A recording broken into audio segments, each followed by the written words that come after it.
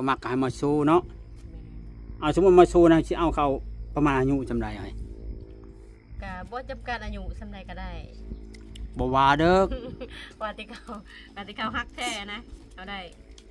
เอาบางทีอายุ6-70เขามักสุดหลายอายุหลายจำนี่ได้ก็บ่ว่าดอกอายุ70-80ยังมักสิ60บ่สิเท่าไหร่60-50ได้มันสิมีบ่สำนั้นสุดหลายมีแต่จำนี่ได้อยากมักได้คันเด็กน้อยก็อยากหายากได้ส่วนหลาย50กว่า70ก็เอาคันเขามักแท้บ่ว่า7-80-50เนาะ50ประมาณ60ลงมาไปยังลายใส่ชุดไปเอาได้นะบ่จำกัดอายุ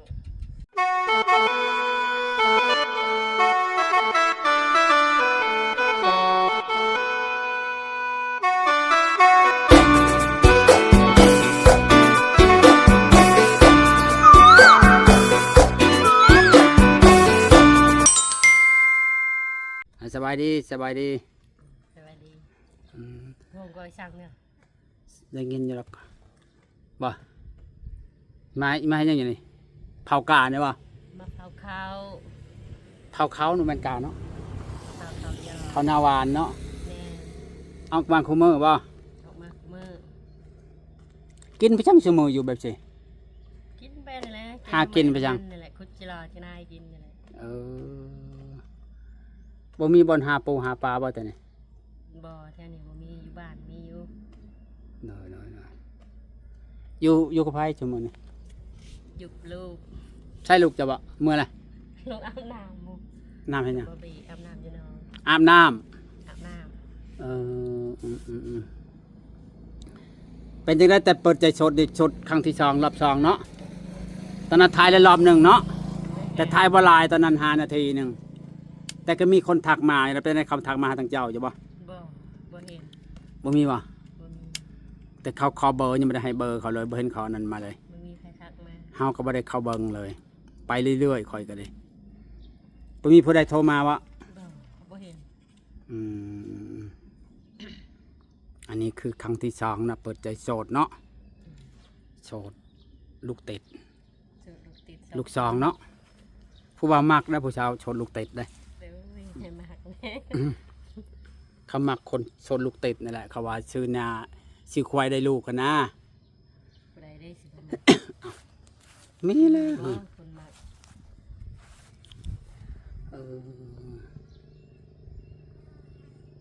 อยู่แบบนี้แหละแต่ละมื้อเนาะม่วนอย่าว่าอยู่ผู้เดียวก็บ่ม่วนก็อยู่ไปได้แล้วว่ามันบ่มีเนาะอยู่ไปตามบ่มีนี่แหละว่าก็คิดยังมีโคอยู่ว่าอยู่ผู้เดียวใช่คิดยังมีอยู่บ่ได้โสดจักปีโสดไทยก็ได้ปีนึงเนี่ยอยากได้แล้วบ่หรือว่าอยู่ไปก่อนอยากได้แล้วเนาะกันมีเนาะโอ้อยากได้แล้วคันมีผู้อยากเอาขณะเขาโสด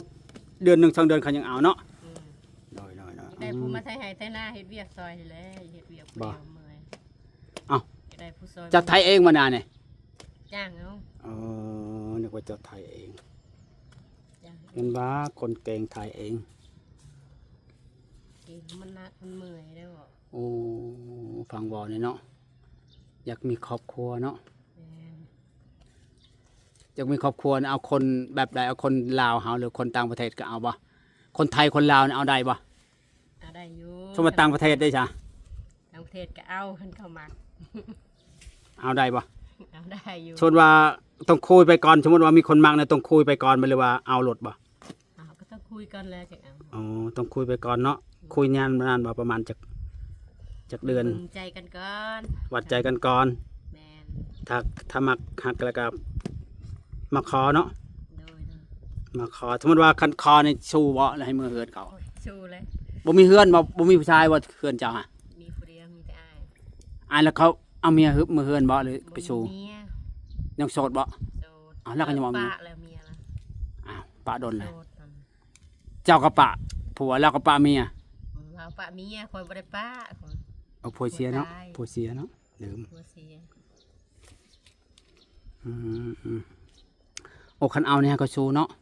แม่นให้เขาชูบ่มือเฮือนบ่เขาแต่งมือบ่มือวะมือบ่ได้บ่มีผู้อยู่น้ำพ่อน้ำแม่เด้เพราะว่ามีแต่คอยผู้เดียวอยู่เฮือนพ่อแม่ก็บ่ได้เฒ่าปานใดบ่เฒ่าแล้วเฮ็ดเวียกมื้อเฒ่าซ้ำใดคนโอ้อายุ50แล้วเฒ่าแล้ว มือสั่น บ่ ใส่แต่คอยเฮ็ดเวียกเปรี้ยว แม่ก็อยู่พ่อก็อยู่ อยู่ แล้วเจ้ามีพี่น้องจักคนทั้งหมด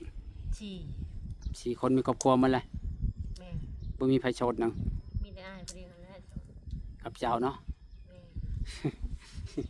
กับคอยได้แล้วโสด อืมโดยอยู่ไปเนาะคันมีผู้หักผู้มักก็สิเอาเนาะ เอา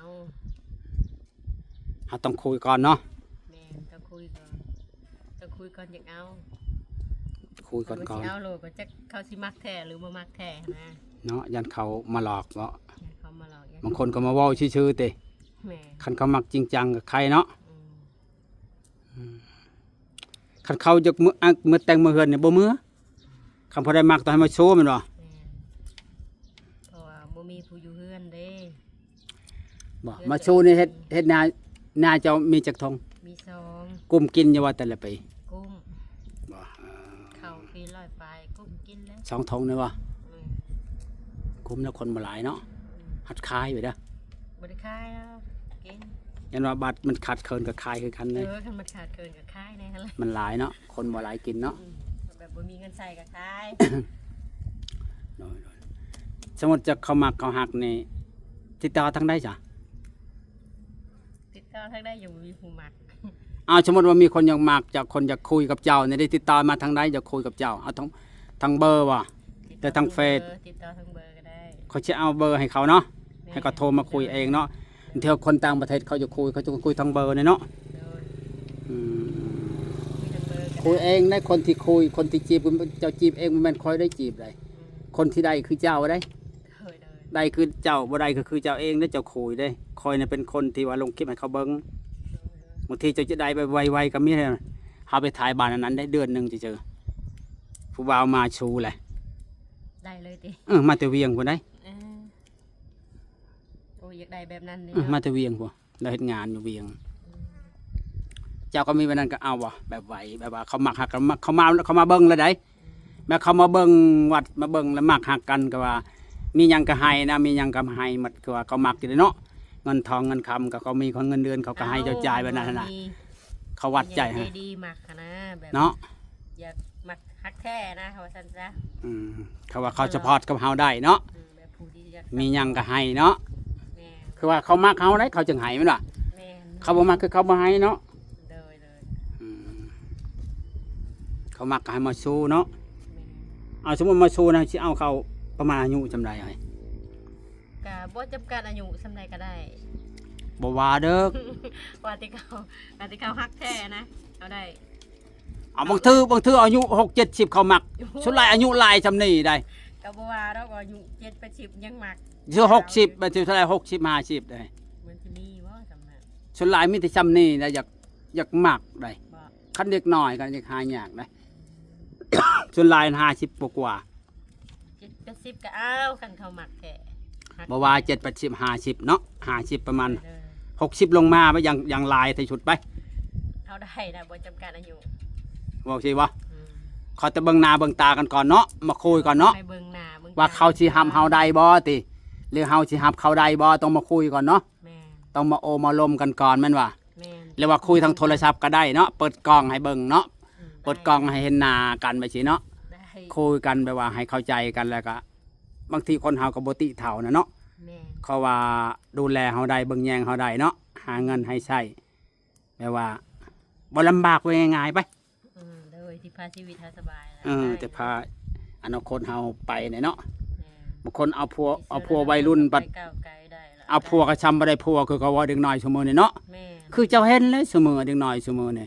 ขนาดผู้ใหญ่ก็ยังไปมันเลยกึกเกยไป แม่น ไปหมดคืนช็อตแจ้ง อืม บางคนน่ะ ที่หาเอาผู้มันหนุ่มกับมันลิ้นเท่ากับ มันเล่นเฮาก็รับบ่ได้เนาะ ได้ คือเจ้านี่ก็อายุยังบ่หลายชาวปลายชาวแต่ชาวเจ็ดบ่ จะ7-8นั่นแหละ หักเบิ่งหักคนใหญ่ซื่อเนาะ ค่อยคนอ้วนค่อยค่อยน้อยๆนะ น้อยบ่ เตี้ยน้อยจ่อยๆลำๆค่อยพดใหญ่ไปทำกันกับเขาจะบอกว่า เจ้าคือแม่คือพ่อ พ่อก็คือพ่อ พ่อใหญ่บ่ พ่อหันเตี้ยแต่ว่าหน้าตาคือกันกับคอย หน้าใหญ่ๆคนใหญ่ แม่ ๆแต่ว่าเขาเจ้าคือพ่อเนาะ แม่หันคน เขาว่าลูกผู้หญิงคือพ่อนี่เพราะว่าพ่อยืนได้ อืม ตามเขาว่าได้อายุยืนได้พ่อได้ เออคันมีผู้หักผู้มักก็บ่จำกัดอายุเนาะขอแต่ว่าเขาอยู่นำกันได้สปอร์ตกับเฮาได้เนาะ ได้ ดูแลกันได้แบบว่าไปนำกันได้ เอาได้นะแบบหับลูกหับเต้าเฮา อื ได้ ม เขากับแพงลูกแพงเต้าเฮาได้นะคอยก็เอาได้ หักลูกเฮาก็เฮามือหนึงก็เฮามีลูกเนาะ แม่ สองคนก็ลูกก็ใหญ่เลยเด้มีลูกก็จำบ่มีลูกก็เลยจนใหญ่เต็มสาวแหละตอนนั้นเขาก็มีครอบครัวเขาก็ไปแล้วลูกผู้หญิงเขาให้มาอยู่นำเฮาเนาะ โดย ส่วนหลายเขามีครอบครัวเขาไปแล้วคนชั่วโมงเด็กน้อยนะสำคัญกับเจ้ากับเป็นคนโสดบ่มีลูกคือเขาอย่างผู้น้อยก็ใหญ่เลย ใหญ่เลย จักปีผู้น้อยนี่ 13 ฮะ13 14